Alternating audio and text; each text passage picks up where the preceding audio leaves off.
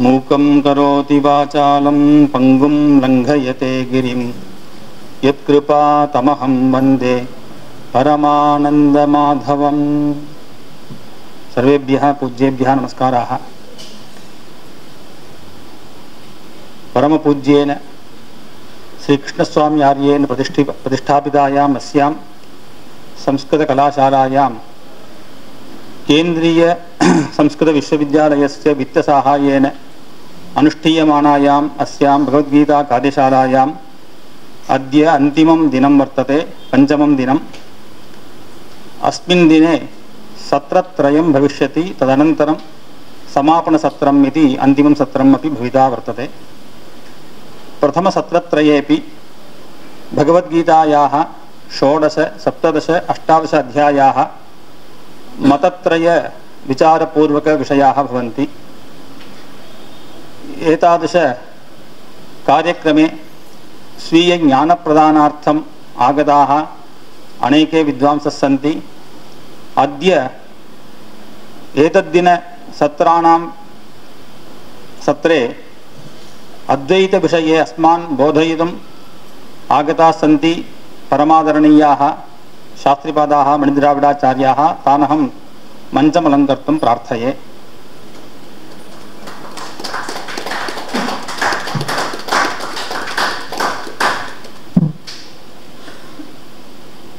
तान् एते आचार्याः विश्वप्रसिद्धाः।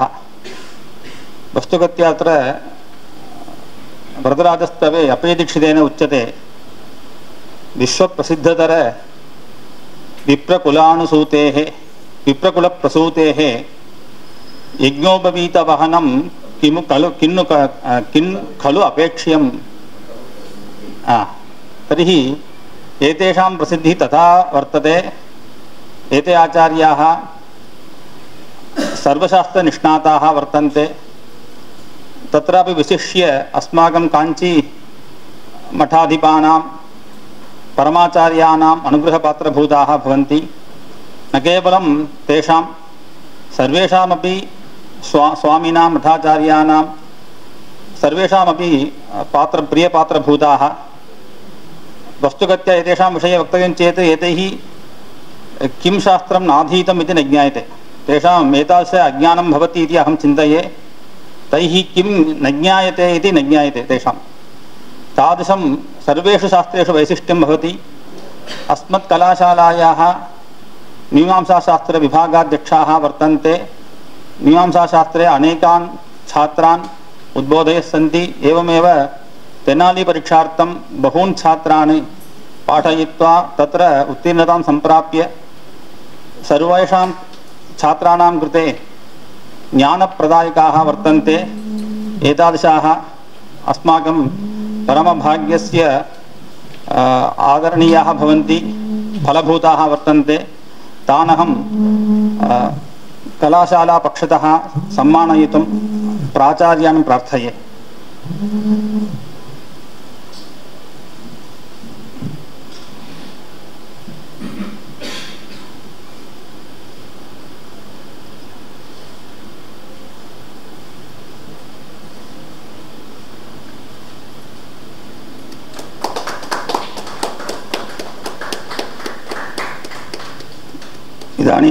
इदानीं भगवद्गीतायाः 16 अद्वैतमतप्रस्तावं कर्तुम् आचार्यान् अहं प्रार्थये। नमः।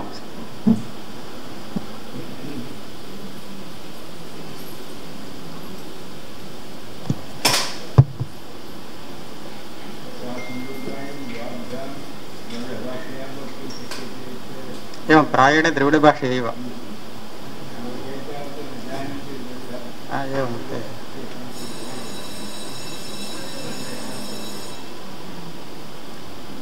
श्री गुरुभ्यो नमः।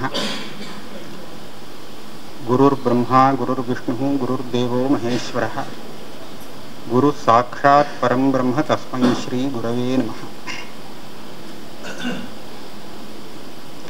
अधिगच्छति शास्त्रार्थः स्मरति श्रद्दधाति वा यत्कृपालेशतः तस्मै नमोस्तु गुरवे सदा।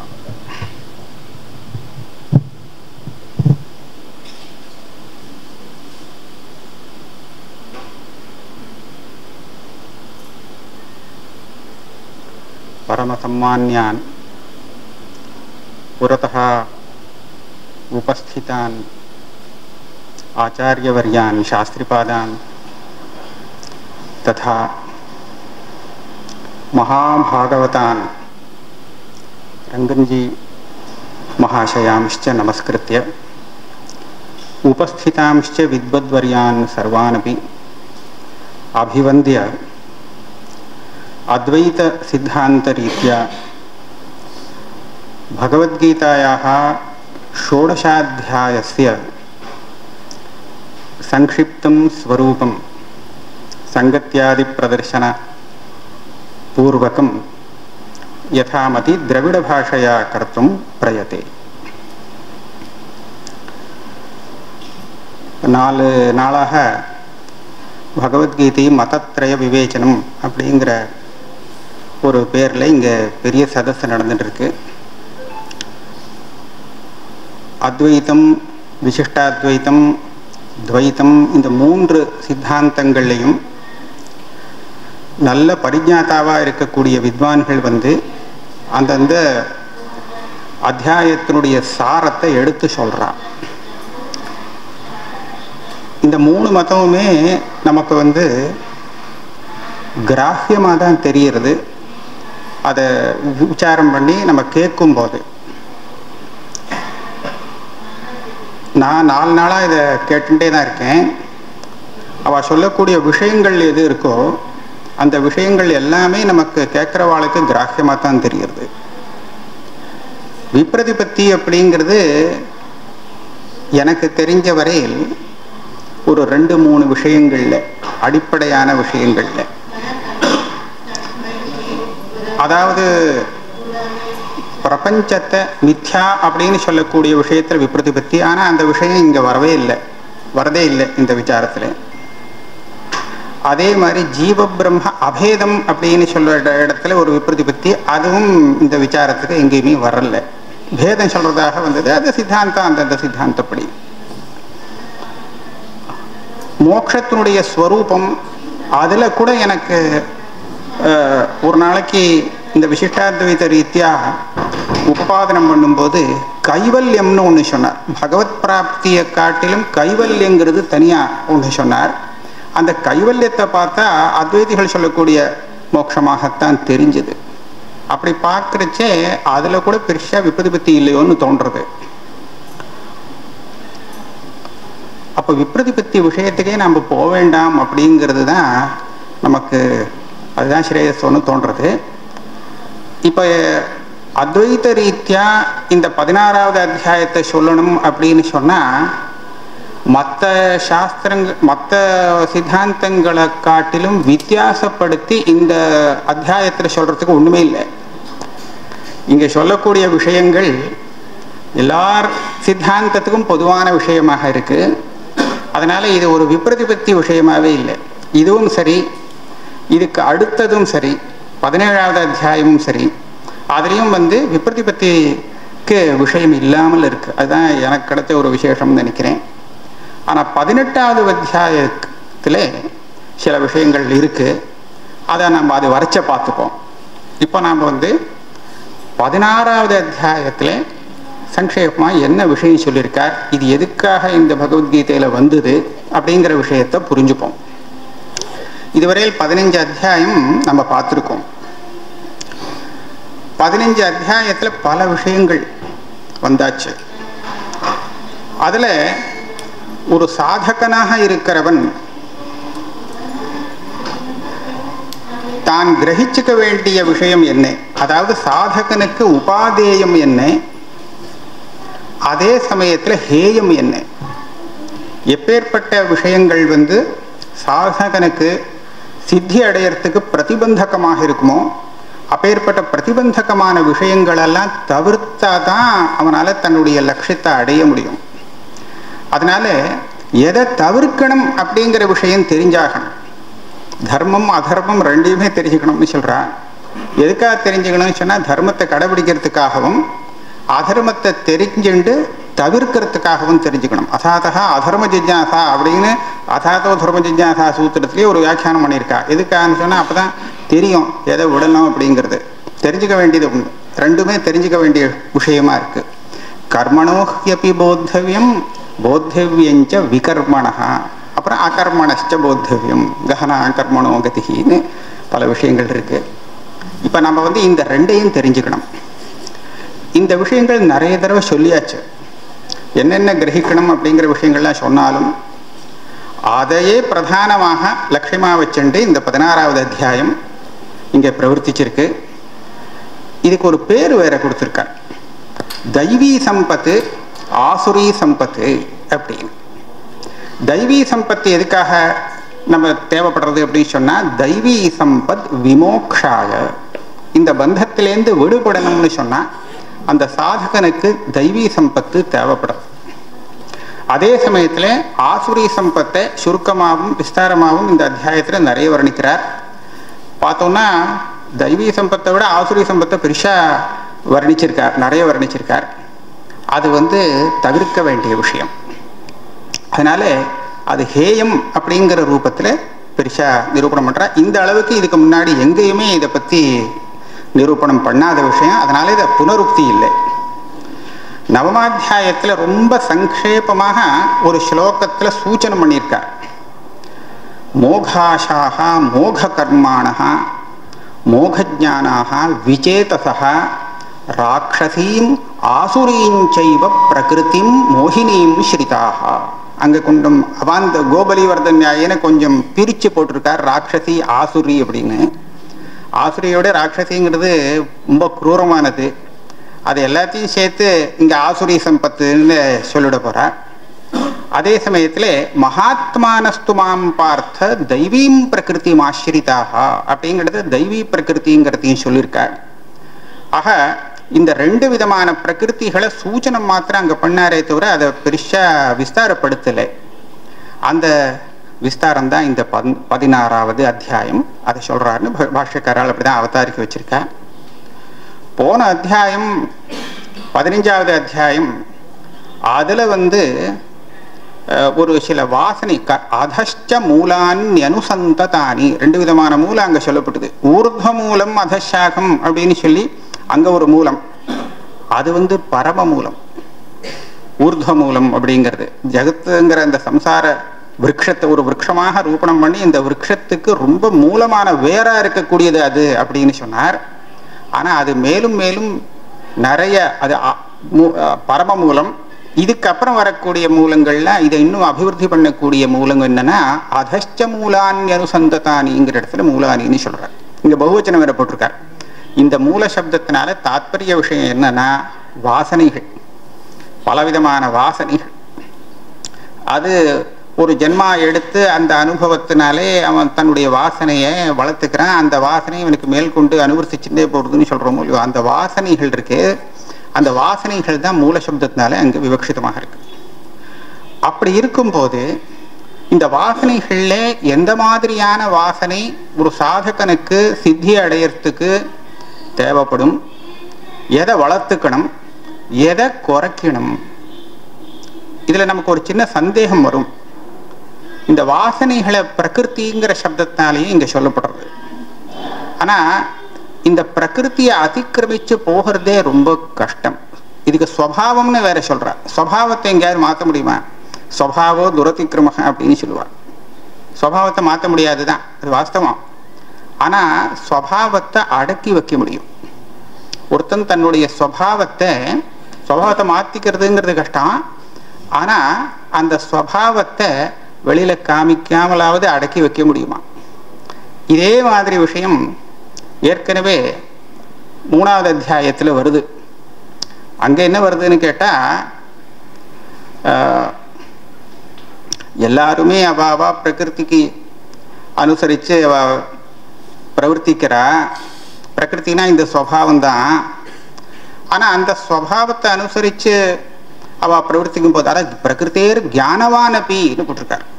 ஞானவானாக பண்டிதர்களாக இருந்தாலும் கூட அவ ஸ்வபாவத்தை அதிக்கிரமிச்சு போறதில்லே, ஸ்வபாவப்படித்தான் அவளுடைய பிரவருத்தி இருந்துட்டு இருக்கு அப்படின்னு சுவாமி சொன்னார்.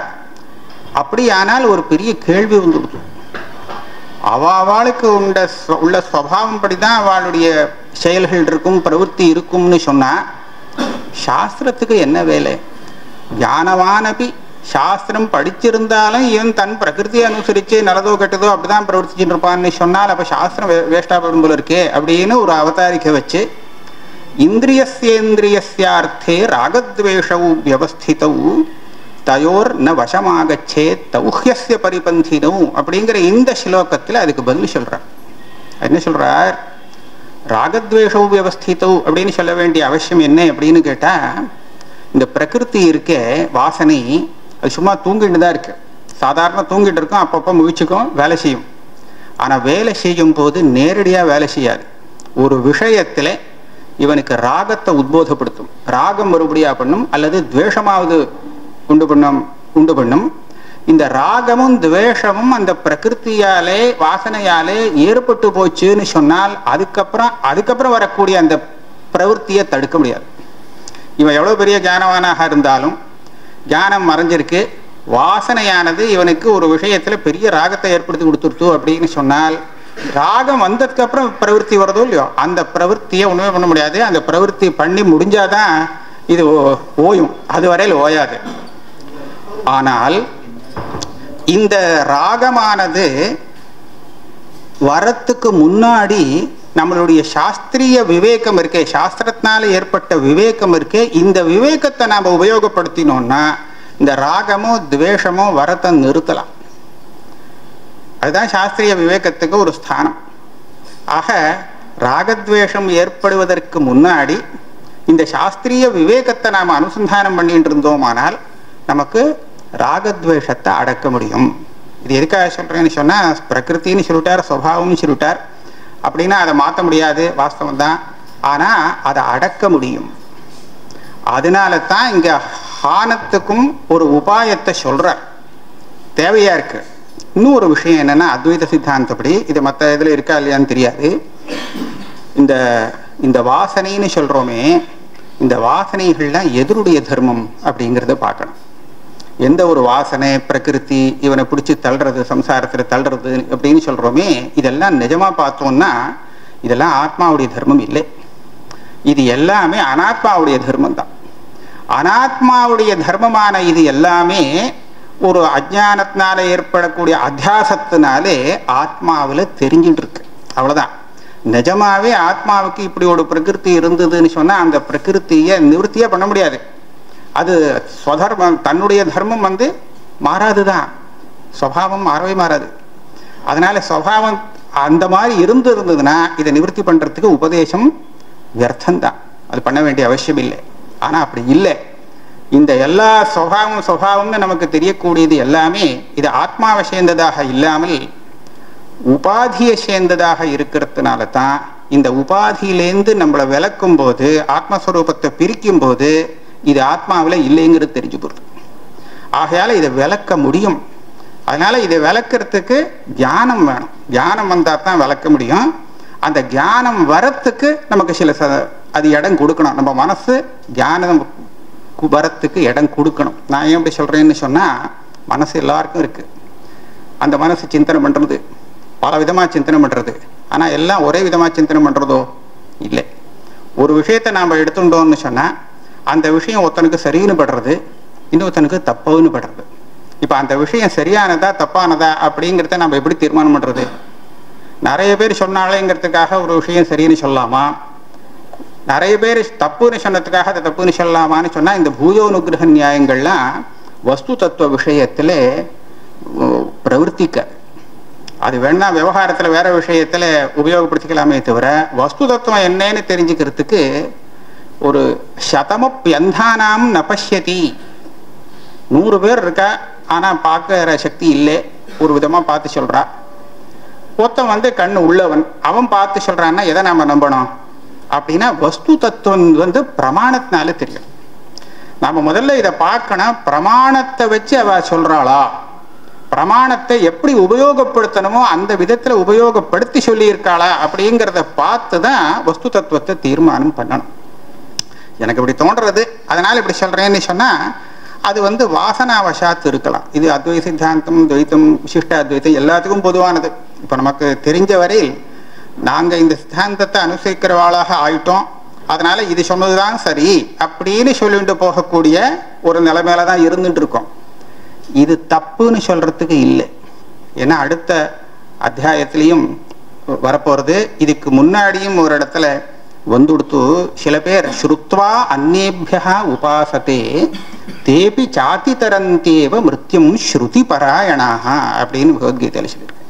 இதோ பெரியவாள் சொல்லியிருக்கா, நான் கேட்டு அதே மாதிரி போயிட்டு இருக்கேன்னு அந்த வழியில போயிட்டு இருக்கவர் இருக்கானே அவனையும் பகவான் காப்பாற்றி விட்டு விடுறார். ஆக தேபி சாத்தி தரந்தேவ மிருத்யும் ஸ்ருதி பராயணாக. இங்கேயும் மேல 17வது அத்தியாய ஆரம்பத்துல இதே மாதிரியான ஒரு விஷயம் வரப்போறது. நான் அதுக்கு போகலை.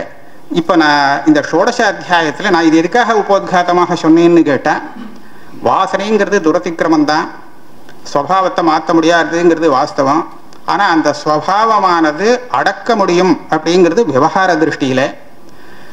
தத்துவ திருஷ்டியில பார்த்தா இந்த ஸ்வபாவம் ஆத்மாவுடைய ஸ்வபாவம் இல்லை, இதெல்லாம் உபாதியுடைய ஸ்வபாவம். அதுலேருந்து விலகணும்னு சொன்னா ஞானத்தினால விலக முடியும். அப்ப ஞானத்துக்கு நம்மளுடைய அந்தःகரணம் இடம் கொடுக்கணும். அது இடம் கொடுக்கறதுக்கு என்ன தேவையோ அந்த சாதனங்கள்லாம் இங்க சொல்லப்படுறது. அதுல வேண்டியதை எடுத்துக்கணும், எது வேண்டாம் அப்படின்னு நிவர்த்தி பண்ணணும்னு சொல்லியிருக்கோ அதெல்லாம் தியாகம் பண்ணணும்.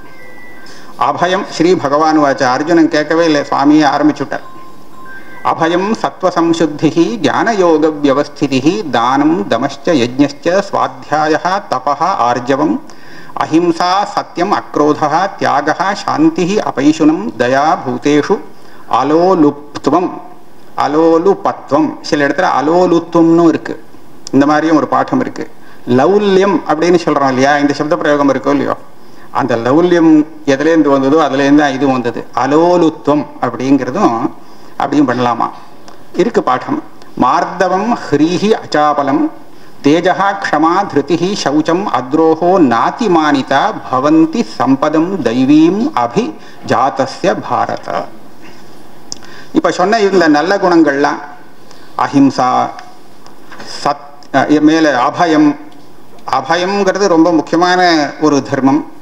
எங்கேயும் பயம் இருக்கக்கூடாது. சொல்ல வேண்டிய விஷயத்த சொல்றதுக்கு பயந்து மாத்தி சொல்றதுங்கிறது கூடாதுங்கிறது நம்ம வச்சுக்கலாம்.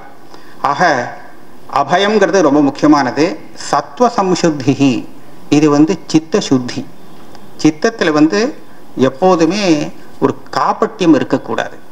சத்துவ அது வேற சொல்லியிருக்கா. ஆர்ஜவம், இது விவகாரத்துல நேர்மையாக இருக்கணும் அப்படிங்கிறது சொல்றது. இந்த மாதிரி நிறைய விஷயங்கள், இதெல்லாம் நான் நிறைய இப்போ சொல்லிட்டு இருக்க முடியாது, எல்லாருக்குமே பொதுவான விஷயம். இதெல்லாம் யாருக்கு இயற்கையா ஏற்படும் அப்படின்னு சொன்னா, இந்த மாதிரி வாசனைகள் சில பேருக்கு இயற்கையாவே இருக்கும். தெய்வீம் சம்பதம் அபிஜாதஸ்ய அப்படின்னு சொல்லிட்டார். அதே மாதிரி ஆசுரி சம்பத்து முதல்ல சுருக்கமா சொல்றார். தம்போ தர்பக அதிமானச்ச குரோத பாருஷ்யமேவச்ச. ஏற்கனவே சொன்னதுக்கு அப்படியே விபரீதமான குணங்கள். அஜ்ஞானஞ்ச அபிஜாதஸ்ய பார்த்த சம்பதம் ஆசுரீம், இது சுருக்கமா சொன்ன விஷயம். தெய்வீ சம்பத் விமோக்ஷாய நிபந்தாய ஆசுரி மதா. இது ரெண்டுடைய பிரயோஜனத்தையும் சுருட்டா. தெய்வீ சம்பத்து உள்ளவனுக்கு சீக்கிரமாவே மோட்சம் ஏற்படும். அதாவது அவன் ஸ்ரேயோ மார்க்கத்தில் இருக்கான், அவனுக்கு பிரவருத்தி ஏற்படும். ஆசுரி சம்பத்துல இருக்கிறவாளுக்கு மேலும் மேலும் சம்சாரமே அபிவிருத்தி ஆகிண்டே போகும். மேலும் சம்சாரம் தான் வந்துட்டு வரும். இப்போ அர்ஜுனனுக்கு ஒரு சின்ன மனசுல சந்தேகம் ஏற்படுறதா. இப்படி சொல்லிட்டாரு, நாம எந்த கோஷ்டியில இருக்கோம் அப்படின்னு ஒரு சந்தேகம். உடனே மா சுச்சக சம்பதம் தெய்வீம் அபிஜாத்தோசி பாண்டவ அப்படின்னு அவனுக்கு ஒரு ஆறுதல் சொல்லிவிட்டார். கவலைப்படாதப்பா, கவலைப்பட்டாலும் பரவாயில்ல. ஆசுரிய சம்பத்துல இருக்கிறவா கூட தெரிஞ்சுட்டு ஆசுரிய சம்பத்தை விட்டுட்டு தெய்வீ சம்பத்துக்கு வரலாம். அத்வைத சித்தாந்தப்படி ஜீவன்கள்ல எந்த ஜீவனுமே நித்திய நாரக்கிங்கிறது கிடையாது. அந்த விஷயத்துக்காக இதை சொல்றேன். ஆக இங்க ஆசுரிய சம்பத்து அப்படின்னு யாரை சொல்லியிருக்கோ அவளா அந்த சம்பத்தோடு இருக்கும்போது அப்படி போயிட்டே இருப்பா, கீழே கீழே போயிட்டே இருப்பா. ஆனால் தெரிஞ்சுட்டு அவ வெளியில வந்துட்டான்னு சொன்னா கொஞ்சம் கொஞ்சமா அதை அடக்கலாம், காலம் பிடிக்கும். ஆனா அதை அடக்கிட்டான்னு சொன்னா அவ இந்த மார்க்கத்தில் வந்து விடலாம். அதுல ஒன்றும் பிரச்சனை கிடையாது அப்படின்னு இருக்கு. இதுக்கு மேல இந்த ஆசுரிய சம்பத்து பெருசா விஸ்தாரமா வர்ணிச்சார். அதை வர்ணிக்கிறதுக்கு நமக்கு டைம் இல்லை. இப்போ லோகத்துல எப்படி நடந்துட்டு இருக்கோ, ஆஸ்திக்யம் புத்தி இல்லாதவா எப்படி நடந்துப்பாளோ இது உதாகரணம் அங்க சொன்ன விஷயங்களுக்கு. பணம் பணம் பணம் அப்படின்னு அலைஞ்சுட்டே இருக்கிறது. இதுதான் அதில் பிரதானமாக இருக்குது. ரொம்ப இதை படித்தா அப்படியே நமக்கு உதாரணம் கிடச்சி போயிடும். அந்த மாதிரி இப்போ நிலை இருக்குது. அதை நான் பெருசாக பண்ண வேண்டியதில்லை. அது மாத்திரம் இல்லை, தர்ம காரியங்கள் பண்ணுறதுல கூட அந்த ஆசுரி சம்பத்து உள்ளே நுழைஞ்சு விடுறது அப்படிங்கிறத நம்ம பார்க்குறோம். இங்கேயும் அதே மாதிரி சொல்லியிருக்கார். யஜந்தே நாம யஜ்ஞைஸ்தே தம்பேன் அவிதி பூர்வகம். நாம யஜ்ஞைனா நாம சங்கீர்த்தனம் இங்கே அர்த்தம் கிடையாது. இவா யாகம் பண்ணுறா, பேருக்கு யாகம்னு இருக்கு, ஆனால் உள்ள வேற விஷயம் இருக்கு அப்படிங்கிற அபிப்பிராயம் பணத்துக்காக தான் இருக்குன்னு தெரியுது.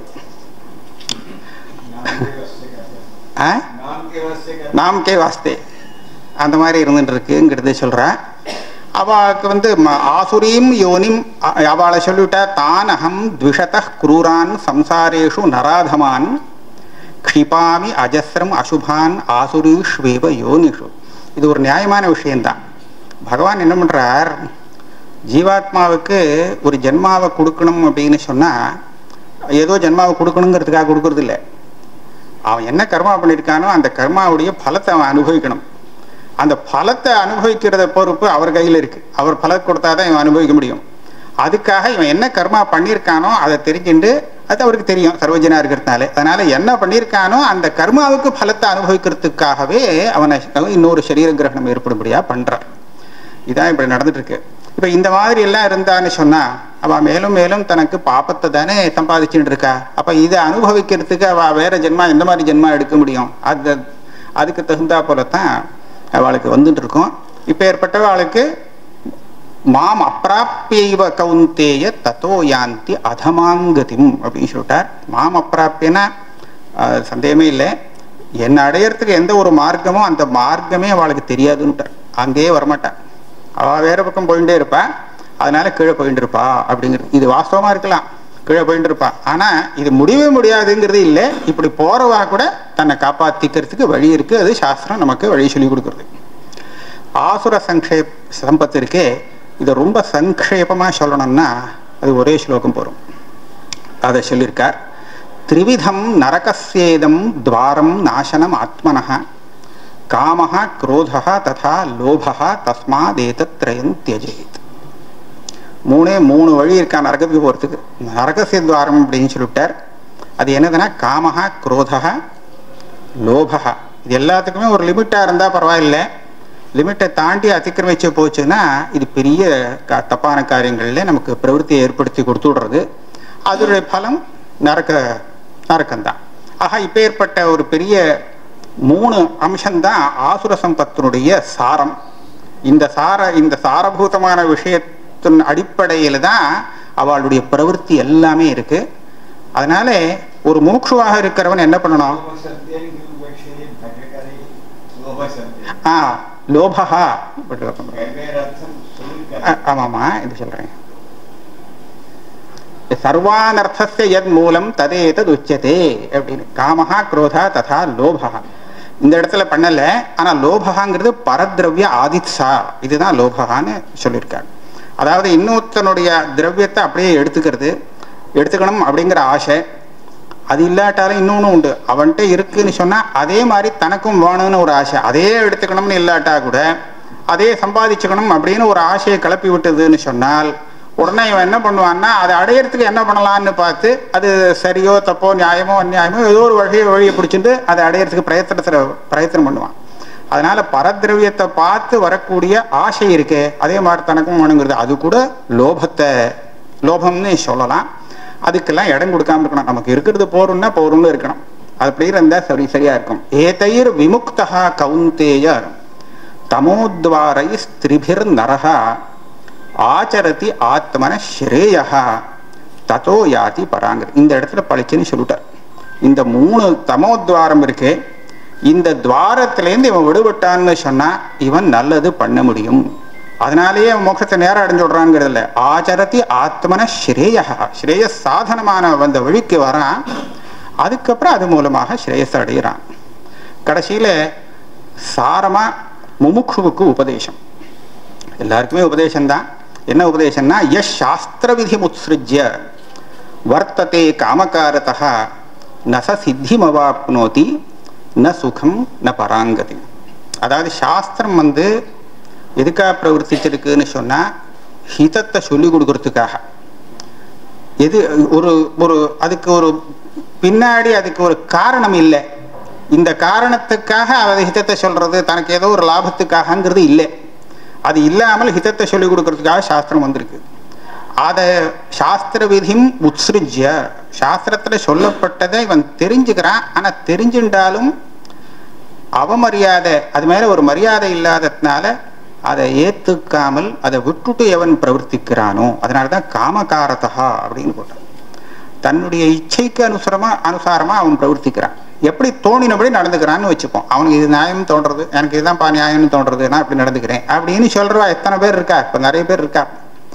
அப்படி இருக்கிறவாளுக்கு நச சித்திம் அவாப்னோதி. சித்தி சப்தத்தினாலே இங்க என்ன சொல்றதுன்னு கேட்டா, இந்த கீதா சாஸ்திரத்துல சித்தி, சாந்தி, இந்த மாதிரி பல சப்தங்கள் இருக்கு. அதுல சாந்திங்கிறதுல பரான்னு வேற ஒரு விசேஷனம் போட்டு சொல்லும். பராம் சாந்திம் அப்படின்னு சொன்னா அது மோட்சம். நைஷ்கர்மிய சித்திம் அப்படின்னு சொன்னா அது மோட்சம். சித்திம்னு சொன்னா யோக்கியத்தை. இது மேல அஷ்டாதச அத்தியாயத்துல வருது. இந்த ஸ்ரேயஸை அடையறதுக்கு சாதனமான ஆத்ம ஜானம் வரத்துக்கே ஒரு யோக்கியத்தை தேவைப்படுறது. அந்த யோக்கியத்தை உனக்கு வராது. நச சித்திம் அவாப்னோதி ந சுகம், சௌக்கியமும் இருக்காது. அவன் மனசுல எப்போதும் சௌக்கியம் யாருக்குன்னு கேட்டா, ச சாந்தி ஆப்னோதி ந காமகாமி. இது வேணும் அது வேணும்னு ஆசைப்பட்டு இருக்கவனுக்கு சௌக்கியமே இல்லை. ஏன்னா ஆசைக்காகவே அவனுடைய பிரவൃத்தி இருந்துட்டே இருக்கும், அலைஞ்சிட்டே இருக்க வேண்டியதுதான். அதனால அவனுக்கு சுகமும் இல்லை, நல்ல கதியும் இல்லை அப்படிங்கிறத இங்க சொன்னார். இது எதுக்காக சொன்னார்? அவனுக்கு அப்படிலாம் கிடையாது அப்படின்னு சொல்றதுக்கு இதுல தாத்பரியம் இல்லை. சாஸ்திரத்தை அனுசரிக்கணுமா. தஸ்மாத் சாஸ்திரம் பிரமாணந்தே காரியாகாரிய வியவஸ்திதௌ ஜாத்வா சாஸ்திர விதானோக்தம் கர்ம கர்த்தும் இஹார்ஹசி.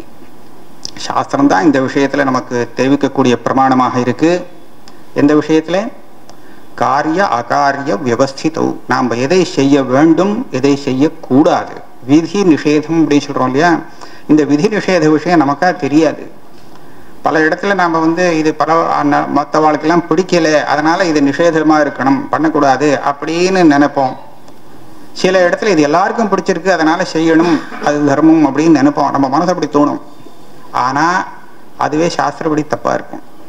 எல்லாருக்கும் பிடிச்சிருக்கே அப்படிங்கிறதுக்காக அது தர்மம் ஆயிட முடியாது. எல்லாரும் வெறுக்கும்படியா இருக்கேங்கிறதுக்காக அது அதர்மம் ஆக முடியாது. அது அனுஷ்டானம் பண்ணலாமா பண்ண வேண்டாமாங்கிற விஷயம் வேற.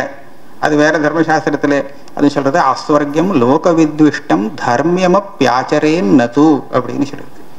அஸ்வர்கியம் அதே சமயத்துல லோக வித்விஷ்டமா இருந்தா அப்பேற்பட்ட தர்மத்தை ஆச்சரணம் பண்ண வேண்டாம் அப்படின்னு யாஜ்ஞவல்கர் சொல்றார். இருக்கட்டும், அது வேற விஷயம்.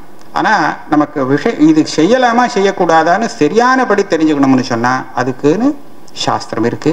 சாஸ்திரங்கிறது வேதம். வேதத்தை அடிப்படையாக கொண்ட மற்ற எல்லா வித்யாஸ்தானங்கள் இது எல்லாத்தையும் எடுத்துக்கணும். அது என்ன சொல்றதோ அதை புரிஞ்சுண்டு நீ அனுஷ்டானம் பண்ணு, கர்மானுஷ்டானம் பண்ணு அப்படின்னு எல்லாருக்கும் பொதுவான உபதேசம் இது. இதோட இதுதான் இந்த 16வது அத்தியாயத்தினுடைய சாரமாக இருக்கு. எனக்கு டைம் ஆயிடுது, கரெக்டா 10 மணி ஆகுது. நான் இதோட இதை பூர்த்தி பண்ணிக்கிறேன். நமஸ்காரம். யத்பதாம்போரு ஹத்யான வித்வஸ்தா சேஷகல்மஷः வஸ்துதாம் உபயாதோஹம் யாமுனேயம் நமாமிதம் பிரணாமம் லக்ஷ்மணமுனிः பிரதிகೃಹಾತು மாமகம் பிரசாதயதி யத் சூக்தி ஸ்வாதீன பதிகாம் ஸ்ருதிம்